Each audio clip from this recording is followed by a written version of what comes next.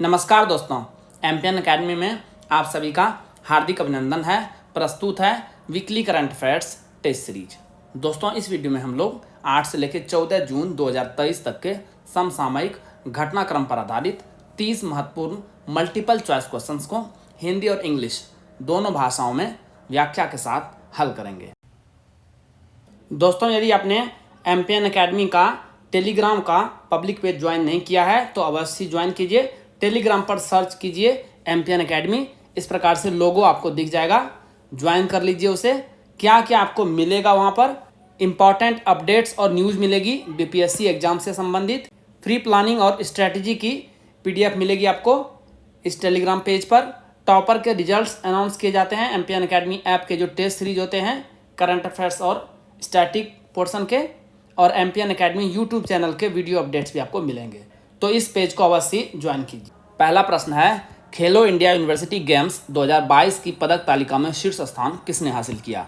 Who top the medal tally of Khelo India university games 2022? The right answer is option number B, Punjab विश्वविद्यालय, Punjab university. 2020 में आयोजित पहले Khelo India university games की champion Punjab university Chandigarh ने Khelo India university games 2022 की पदक तालिका में 26 स्वर्ण, 17 रजत और 26 कांस्य पदक यानी कुल 69 पदक के साथ शीर्ष स्थान हासिल किया। अमृतसर की गुरु नानक देव विश्वविद्यालय दूसरे स्थान पर रही। तैराक शिव श्रीधर 8 स्वर्ण पदक सहित कुल 11 पदकों के साथ पुरुष वर्ग में शीर्ष पर है, जबकि महिला वर्ग में श्रृंगी बांदेकर ने 5 स्वर्ण सहित 9 पदक जीतकर शीर्ष स्थान हासिल किया।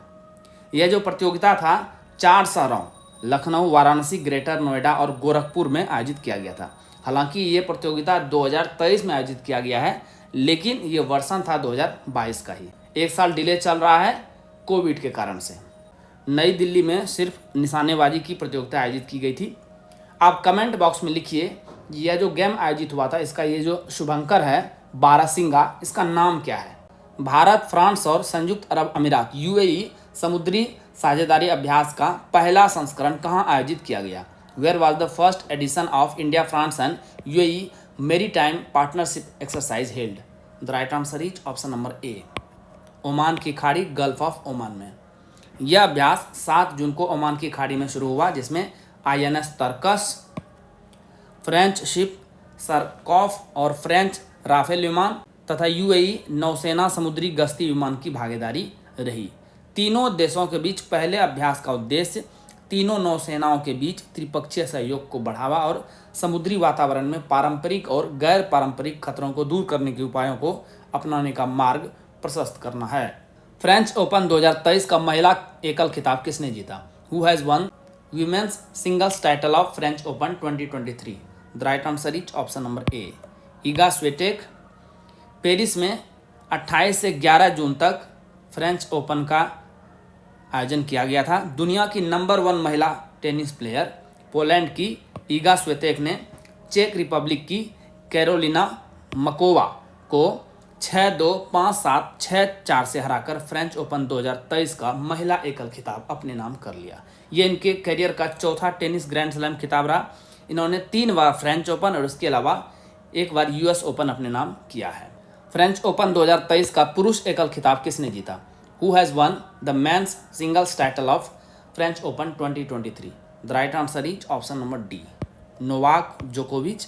सर्बिया के नोवाक जोकोविच ने नॉर्वे के कैस्पर रूड को 7-6, 6-3, 7-5 से हराकर अपना 23वां ग्रैंड स्लैम खिताब जीता। जोकोविच ने पुरुष टेनिस के इतिहास में सबसे बड़ी एकल ट्रॉफियों में राफेल नडाल, जिसने 22 ग्रैंड स्लैम जीता है, को पीछे छोड़ दिया है। ओपन युग में किसी भी खिलाड़ी द्वारा सबसे अधिक ग्रैंड स्लैम गिनती में सेरेना विलियम्स के साथ वह कम से कम 3 बार सभी मेजर जीतने वाले पहले व्यक्ति भी बन गए हैं। जिन स्टूडेंट्स को 69वीं बीपीएससी प्रीलिम्स एग्जाम के लिए करंट अफेयर्स का पीडीएफ चाहिए, उसके बारे में जानकारी यहाँ पर दी जा रही है। लेकिन आइए सबसे पहले यह जानते हैं कि एमपीएन एकेडमी का पीडीएफ ही क्यों? क्योंकि दोस्तों हमने करके दिखाया है। आइए पिछले 4 साल और 5 एग्जाम्स की परफॉर्मेंस आपको दिखाते हैं। 66वीं बीपीएससी प्रीलिम्स का एग्जाम 2020 में हुआ था। कुल प्रश्न एमपीएन एकेडमी पीडीएफ से टैली हुआ है 36। बिहार एसआई प्रारंभिक परीक्षा 2021, क्योंकि 2021 में बीपीएससी का कोई एग्जाम हुआ ही नहीं कोविड के कारण से, तो जो सेकेंड बेस्ट एग्जाम हुआ है वो हमने लिया है। उसमें शिफ्ट 1 और शिफ्ट 2 दोनों मिला करके 31 प्रश्न टैली हुए हैं। 67वीं बीपीएससी प्रारंभिक परीक्षा 2022 में एक बार तो कैंसिल हो गया था और फिर उसके बाद री एग्जाम हुआ, दोनों मिला करके 59 प्रश्न टैली हुए हैं। बीपीएससी सीडीपीओ प्रारंभिक परीक्षा 2022 में ही 30 प्रश्न टैली हुआ है एमपीएन अकेडमी पीडीएफ से। और अभी हाल ही में 68वीं बीपीएससी प्रारंभिक परीक्षा 2023 में हुआ है और इस बार के प्रश्न बहुत ही हार्ड थे। यहाँ भी प्रश्न टैली हुआ है 23। तो दोस्तों आपने देखा 4 साल 5 exams, consistency at its best. MPN academy दोस्तों कंसिस्टेंसी के लिए जाना जाता है। कुल मिला करके MPN academy current affairs PDF से इन 5 एग्जाम्स में 217 प्रश्न पूछे गए थे करंट अफेयर्स से संबंधित और 179 क्वेश्चंस टैली हुआ है एमपीएन अकेडमी पीडीएफ से।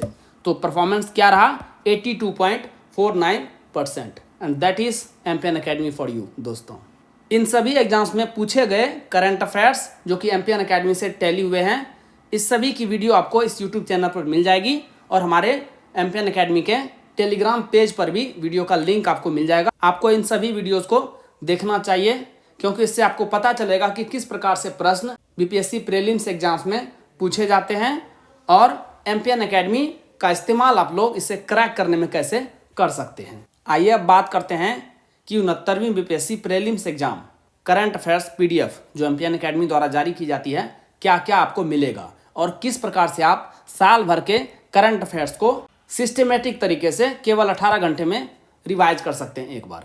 सबसे पहला टाइप जो कंटेंट मिलेगा वो मिलेगा वीकली करंट एमसीक्यूज नेशनल और इंटरनेशनल। साल भर में कुल 50 पीडीएफ के लगभग रहेंगे। इसमें बजट और इकोनॉमिक सर्वे भी इंक्लूड रहेगा।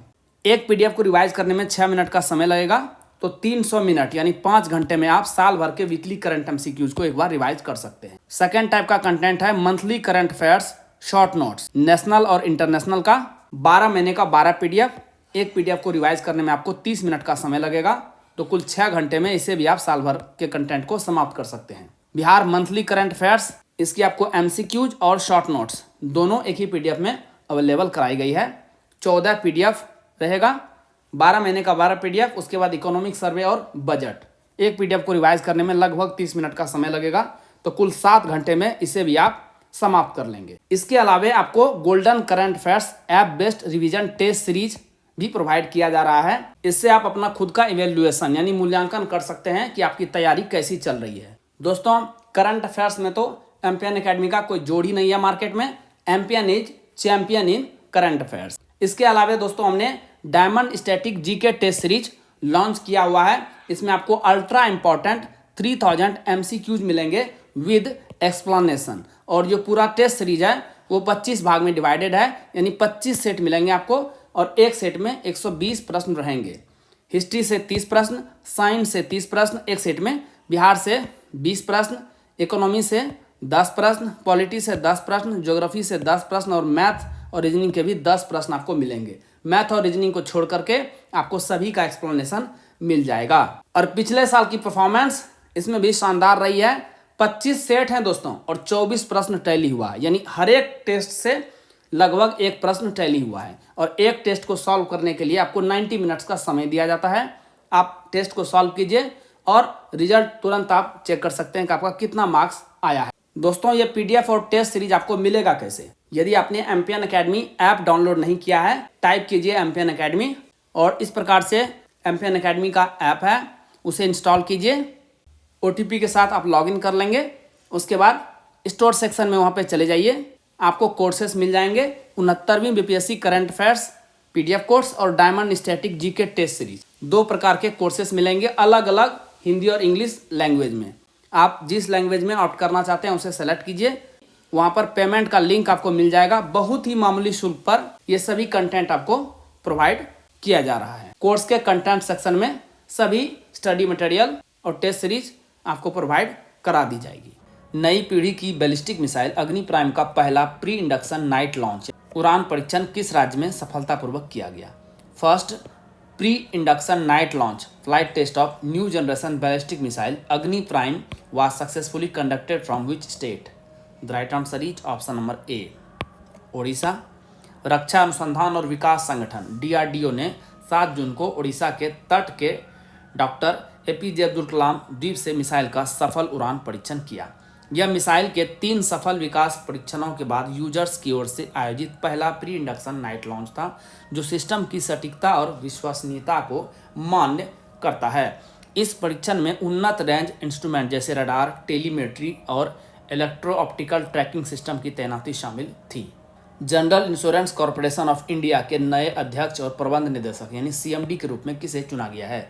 Who has been selected as the new chairman and managing director CMD of General Insurance Corporation of India? The right answer is option number B. N. Ramaswamy. वित्तीय सेवा संस्थान ब्यूरो यानी FSIB ने general insurance corporation of India के महाप्रबंधक N. Ramaswamy को GIC के अगले अध्यक्ष और प्रबंध निदेशक CMD के रूप में चुना है, जबकि यूनाइटेड इंडिया इंश्योरेंस के महाप्रबंधक एवं निदेशक M. राजेश्वरी सिंह को राष्ट्रीय बीमा कंपनी NIC के CMD के रूप में चुना गया है। केंद्र सरकार द्वारा 2022 में FSIB यानी वित्तीय सेवा संस्थान ब्यूरो का गठन किया गया है। इसने बैंक ऑफ ब्यूरो का स्थान लिया है। सोल ऑफ स्टील चैलेंज का अंतिम चरण किस राज्य के अमृत गंगा ग्लेशियर में आयोजित किया गया? The final leg of the soul of steel challenge was held at the Amrit Ganga glacier in which state? The right answer is option number B, Uttarakhand. इसे जनवरी 2023 में उत्तराखंड में लॉन्च किया गया था, जिसका उद्देश्य किसी उच्च ऊंचाई वाले क्षेत्रों में क्षमता और धैर्य का परीक्षण करना एवं विश्व स्तर पर उत्तराखंड में साहसिक पर्यटन को बढ़ावा देना है। अभियान का सामान्य क्षेत्र नंदा देवी राष्ट्रीय उद्यान रहा। यह यूरोप में आयरमैन ट्रायथलॉन लंबी दूरी की ट्रायथलॉन चुनौती की तर्ज पर आधारित है, जो किसी व्यक्ति के धैर्य और सहन शक्ति का परीक्षण करता है। भारतीय पुरातत्व सर्वेक्षण ASI ने किस शहर में स्थित सीरी फोर्ट चिल्ड्रन पार्क में एक मकबरे जैसी संरचना की खोज की है? The archaeological survey of India has discovered a tomb like structure in the Siri fort children's park located in which city? The right answer is option number D, New Delhi. 13वीं शताब्दी में अलाउद्दीन खिलजी द्वारा बनाया गया सीरी किला उनकी सेना के लिए एक गैरिसन नगर के रूप में कार्य करता था। वर्ष 2011 में स्थापित सीरी फोर्ट चिल्ड्रन म्यूजियम प्रसिद्ध वैश्विक स्मारकों की 30 प्रतिकृतियां प्रदर्शित करता है। हाल ही में हुए नवीकरण का उद्देश्य 100 और प्रतिकृतियों को जोड़ना है, जिससे मकबरे जैसी संरचना की खोज हो सके। उत्खनन से 2 से 3 मीटर की कम ऊंचाई वाली संरचना का पता चला है, जिससे यह स्पष्ट होता है कि यह सुरंग नहीं है बल्कि यह एक मकबरा है। किस देश ने हाइपरसोनिक मिसाइल फतह का अनावरण किया है, जो ध्वनि की गति से 15 गुना अधिक गति से यात्रा करने में सक्षम है? Which country has unveiled hypersonic missile Fattah which is capable of travelling at 15 times the speed of sound? The right answer is option number A, Iran. Iran के राज्य टेलीविजन के अनुसार फारसी में फतह या विजेता नाम की मिसाइल 1400 किलोमीटर तक की सीमा का दावा करती है। मिसाइल किसी भी क्षेत्रीय मिसाइल रक्षा प्रणाली में प्रवेश कर सकती है। हालांकि इस दावे का समर्थन करने के लिए इनके पास कोई साक्ष्य नहीं दिया गया है। हाइपरसोनिक मिसाइल एक हथियार प्रणाली है जो कम से कम 5 मैक की गति से उड़ती है, यानी ध्वनि की गति से 5 गुना, जबकि यह फतह है, इसका दावा किया गया है 15 गुना ध्वनि के स्पीड से ज़्यादा। चीन और संयुक्त राज्य अमेरिका के बीच हाइपरसोनिक हथियारों की होड़ है। रूस का दावा है कि उन्होंने पहले ही इन्हें यूक्रेन में तैनात कर दिया है। गैर प्रीमियम बस सेवाओं में महिलाओं को मुफ्त यात्रा प्रदान करने वाली शक्ति योजना का शुभारंभ किस राज्य में किया गया है? Which state has launched Shakti scheme to provide free travel to women in non premium bus services? The right answer is option number A, Karnataka. इस योजना का उद्देश्य महिलाओं को कार्यबल में शामिल करने तथा राज्य एवं देश के विकास में योगदान देने के लिए सशक्त बनाना है। यह योजना उन महिलाओं तक सीमित है जो कर्नाटक की आदिवासी हैं तथा कुछ अपवादों के साथ RTC द्वारा संचालित सामान्य एवं एक्सप्रेस सेवाओं पर लागू होती है। Anti submarine warfare shallow watercraft project के किस तीसरे जहाज को लॉन्च किया गया है? Which third ship of the anti submarine warfare shallow watercraft project is launched? The right answer is option number D, Anjadip. Larsen and Toubro ship building के सहयोग से Garden Reach ship builders and engineers द्वारा निर्मित अंजद्वीप launch समारोह 13 जून को चेन्नई के उत्तर में स्थित एक उपनगर कट्टुपल्ली में आयोजित किया गया। जहाज का नाम अंजद्वीप है, जो कर्नाटक के करवार तट पर एक रणनीतिक रूप से महत्वपूर्ण द्वीप है। यह जो परियोजना है, इसमें कुल 8 जहाज़ों का निर्माण होना है। यह तीसरा था। भारत के G20 प्रेसिडेंसी के तहत साई 20 शिखर सम्मेलन किस शहर में आयोजित किया गया? Sai 20 summit under India's G20 presidency was held in which city? The right answer is option number ए, गोवा में। शिखर सम्मेलन ब्लू इकोनॉमी और रिस्पॉन्सिबल AI पर प्राथमिकताएं तय करने सुप्रीम ऑडिट इंस्टीट्यूशंस यानी जो SI है, इसका ये फुल फॉर्म है, भारत का SICAG है, आप सभी जान रहे हैं, के बीच सहयोग और ज्ञान साझा करने को प्रोत्साहित करने पर केंद्रित था। भारत के CAG गिरीश चंद्र मुर्मू ने G20 साई शिखर सम्मेलन का उद्घाटन भाषण दिया। वे भारत की G20 प्रेसिडेंसी के तहत साई 20 एंगेजमेंट ग्रुप के अध्यक्ष हैं। स्क्वैश विश्व कप 2023 का खिताब किस टीम ने जीता? Which team won the title of squash world cup 2023? The right answer is option number B, Misr Egypt. शीर्ष वरीयता प्राप्त मिस्र ने फाइनल में चौथी वरीयता प्राप्त मलेशिया पर 2-1 की शानदार जीत के साथ इस विश्व कप को जीता। मेजबान भारत, ऑस्ट्रेलिया, कोलंबिया, मिस्र, हांगकांग, चीन, जापान, मलेशिया और दक्षिण अफ्रीका ने चेन्नई में खिताब के लिए प्रतिस्पर्धा की। भारत का अभियान मलेशिया से 3-0 से हारकर सेमीफाइनल में समाप्त हो गया था। होमो नलेदी किस देश में स्थित यूनेस्को विश्व धरोहर स्थल राइजिंग स्टार गुफा प्रणाली में वर्ष 2013 में खोजी गई मानव की एक प्रजाति है? Homo naledi is a species of human discovered in the year 2013 in the UNESCO World Heritage Site Rising Star Cave System located in which country? The right answer is option number D, दक्षिण Africa. News में क्यों है? अभी हाल ही में एक अध्ययन प्रकाशित हुआ है जिसमें बताया गया है कि एक प्राचीन मानव प्रजाति होमो नलेदी ने अपने मृतकों को दफन किया होगा और एक गुफा में सार्थक प्रतीक बनाए होंगे। हालांकि इन दावों ने वैज्ञानिक समुदायों के बीच विवाद खड़ा कर दिया है, क्योंकि पहले ऐसी मान्यता नहीं थी। किस विश्वविद्यालय के नेतृत्व में वैज्ञानिकों ने एकल परमाणु की एक्सरे इमेजिंग की सहायता से एक तत्व की पहचान कर बड़ी उपलब्धि हासिल की है? Scientists led by which university have achieved a major achievement by identifying an element with the help of x ray imaging of a single item? The right answer is option number B, Ohio विश्वविद्यालय। यह America में स्थित है। इस विश्वविद्यालय के भौतिकी के प्रोफेसर और ऑर्गेन नेशनल लेबोरेटरी के वैज्ञानिक साओ वाई हला के नेतृत्व में वैज्ञानिकों की एक टीम ने एकल परमाणु, जो कि आयरन का था, कि एक्सरे इमेजिंग की सहायता से एक तत्व की पहचान कर बड़ी उपलब्धि हासिल की है। अच्छा, आप कमेंट बॉक्स में लिखिए कि एक्सरे की खोज किस वैज्ञानिक ने की थी? पहले एक्सरे किए जा सकने वाले प्रतिदर्श की सबसे छोटी मात्रा एक एटोग्राम होती थी, जो कि लगभग 10,000 परमाणु या इससे अधिक है, जबकि अब ये सिर्फ एक परमाणु का ये इमेज हासिल किया गया है। भारत और किस देश के बीच संयुक्त सैन्य अभ्यास एक्सरसाइज एक्वेरिन के 12वें संस्करण की शुरुआत की गई है? The 12th edition of joint military exercise Ekuverin has been started between India and which country? The right answer is option number C, Maldives. भारतीय सेना और मालदीव राष्ट्रीय रक्षा बल के बीच 11 से 24 जून तक चौबटिया उत्तराखंड में होने वाले संयुक्त सैन्य अभ्यास एक्वेरिन के 12वें संस्करण की शुरुआत की गई। इस अभ्यास का उद्देश्य संयुक्त राष्ट्र के जनादेश के अनुसार काउंटर इमरजेंसी आतंकवाद विरोधी ऑपरेशन में इंटर ऑपरेटिविलिटी को बढ़ाना तथा संयुक्त मानवीय सहायता तथा आपदा राहत कार्यों को पूरा करना है। किस संस्थान ने मौजूदा जल इलेक्ट्रोलाइजर प्रौद्योगिकी से संबंधित चुनौतियों का समाधान करते हुए हाइड्रोजन उत्पन्न करने के लिए क्षारीय समुद्री जल इलेक्ट्रोलाइजर विकसित किया है?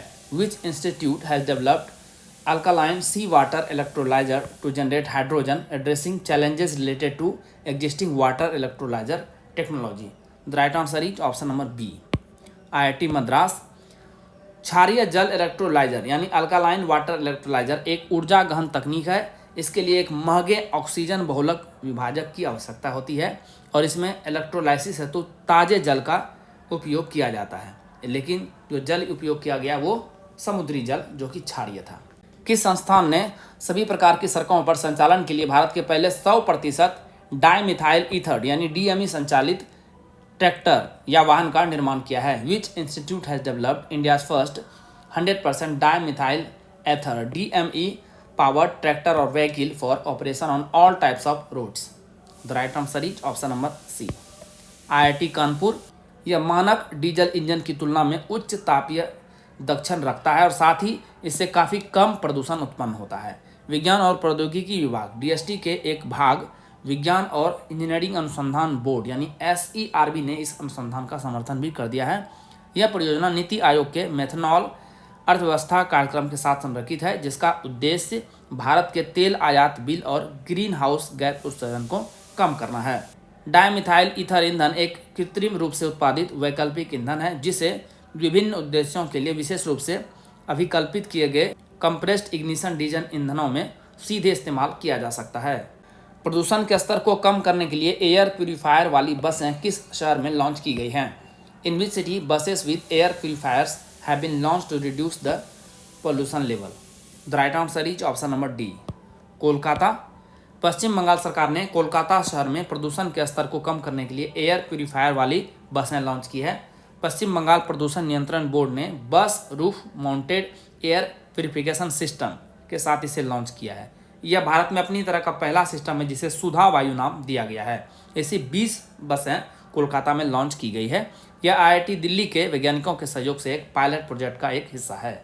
भारतीय विशिष्ट पहचान प्राधिकरण UIDAI के नए CEO के रूप में किसे नियुक्त किया गया है? Who has been appointed as the new CEO of Unique Identification Authority of India UIDAI? The right answer is option number B, Amit Agarwal.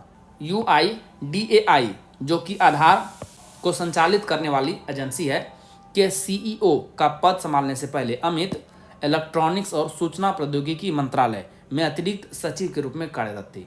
इनकी नियुक्ति पिछले CEO सौरभ गर्ग को अप्रैल 2023 में सामाजिक न्याय और अधिकारिता मंत्रालय के सचिव के रूप में नियुक्त किए जाने के बाद हुई है।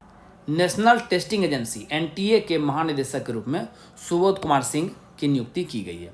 दोनों अमित अग्रवाल और सुबोध सिंह छत्तीसगढ़ कैडर के IAS अधिकारी हैं। महिला जूनियर हॉकी एशिया कप 2023 का खिताब किस देश ने जीता है? Which country has one the women's junior hockey Asia cup 2023 title? The right answer is option number ए, भारत ने। भारतीय महिला जूनियर हॉकी टीम ने जापान के काकामिगारा में दक्षिण कोरिया को 2-1 से हराकर अपना पहला महिला जूनियर एशिया कप का खिताब जीता। भारत के लिए अन्नू और नीलम ने के गोल किया। फोर्ब्स द्वारा जारी ग्लोबल 2000 टॉप कंपनियों की लिस्ट में रिलायंस इंडस्ट्रीज लिमिटेड ने कौन सा स्थान प्राप्त किया है? What is the rank of Reliance Industries Limited in the list of global 2000 top companies released by Forbes? The right answer is option number B, 45वीं रैंक है। अरबपति मुकेश अंबानी की रिलायंस इंडस्ट्रीज लिमिटेड 8 स्थानों की छलांग लगाकर 45वें स्थान पर पहुंच गई है। यह रैंकिंग अभी तक किसी भारतीय कंपनी के लिए सर्वोच्च है। देख लीजिए भारतीय कंपनियां जो रैंकिंग में शामिल रही। SBI 77वें नंबर पर, HDFC बैंक 128वें नंबर पर, ICICI बैंक 163वें नंबर पर। उसके अलावा ONGC, HDFC, LIC, TCS, axis bank और NTPC ने टॉप 500 में जगह बनाई। इन कंपनियों की रैंकिंग 4 मैट्रिक्स पर की गई: बिक्री, लाभ, संपत्ति और बाजार मूल्य। अमेरिका का सबसे बड़ा बैंक JP मॉर्गन 2011 के बाद पहली बार लिस्ट में टॉप पर रहा।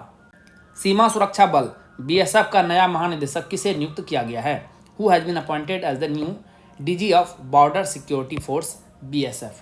The right answer is option number C, Nitin Agrawal. Nitin 1989 batch के केरल कैडर के IPS अधिकारी हैं।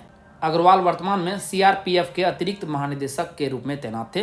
पंकज कुमार सिंह के 31 दिसंबर पिछले साल को रिटायर होने के बाद से यह पद खाली था। भूवैज्ञानिकों ने किस महाद्वीप में पृथ्वी के अंदर माउंट एवरेस्ट से 3 से 4 गुना ऊंची चोटियों का पता लगाया है? इन विच continent जियोलॉजिस्ट्स have discovered 3 to 4 times higher peaks than Mount Everest inside the Earth? The right answer is option number C, Antarctica. Arizona state university के विशेषज्ञों की एक टीम ने इन विशाल पहाड़ों को पृथ्वी के कोर के पास लगभग 2900 किलोमीटर की गहराई में पाया। विशेषज्ञों ने अध्ययन करने के लिए अंटार्कटिका के भूकंप विज्ञान केंद्रों का उपयोग किया। शोधकर्ताओं ने 25 भूकंपों से उत्पन्न भूकंपीय तरंगों का यह अध्ययन करने के बाद इस बात का दावा किया है। शोधकर्ताओं ने दावा किया कि कुछ चोटियां 40 किलोमीटर तक फैली हुई है। सभी आईसीसी खिताब जीतने वाली दुनिया की पहली टीम कौन बन गई है? Who has become the first team in the world to win all the ICC titles?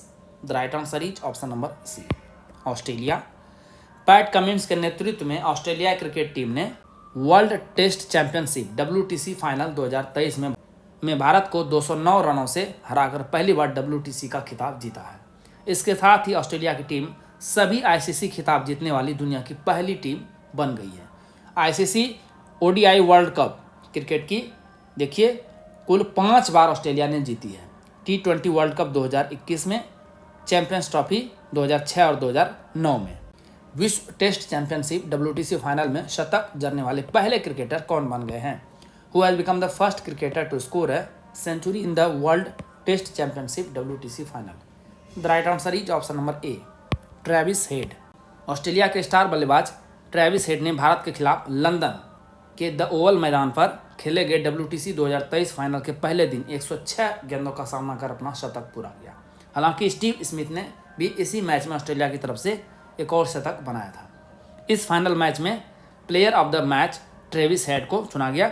इससे पहले WTC फाइनल का सबसे बड़ा स्कोर न्यूजीलैंड के डेवन कॉनवे के नाम था, जिन्होंने 2021 के फाइनल में भारत के खिलाफ 54 रनों की पारी खेली थी। मिस वर्ल्ड प्रतियोगिता का 71वां संस्करण जो कि 2023 में आयोजित होगा, किस देश में आयोजित किया जाएगा? The 71st edition 2023 of the miss world pageant will be held in which country? The right answer is option number B, Bharat. यह दिसंबर 2023 में भारत में आयोजित किया जाएगा। यह दूसरी बार होगा जब देश ने इस प्रतियोगिता की मेजबानी की होगी। भारत में पिछली बार वर्ष 1996 में इस इंटरनेशनल पेजेंट का सफल आयोजन किया गया था।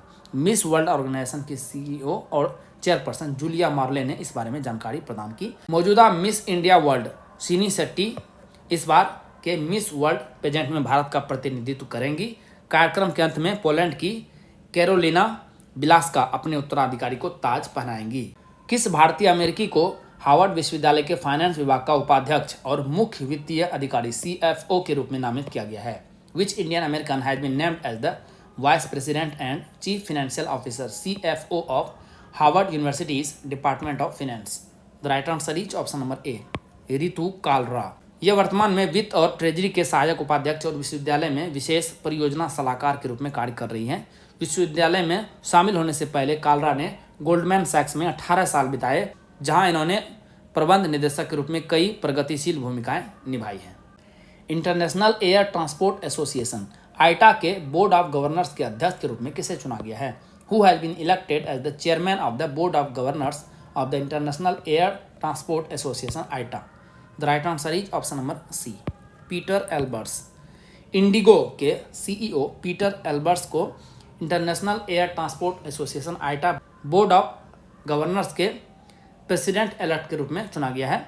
यह जून 2024 अगले साल से अपना पदभार ग्रहण करेंगे और यवोन मांझी मोकोलो की जगह लेंगे।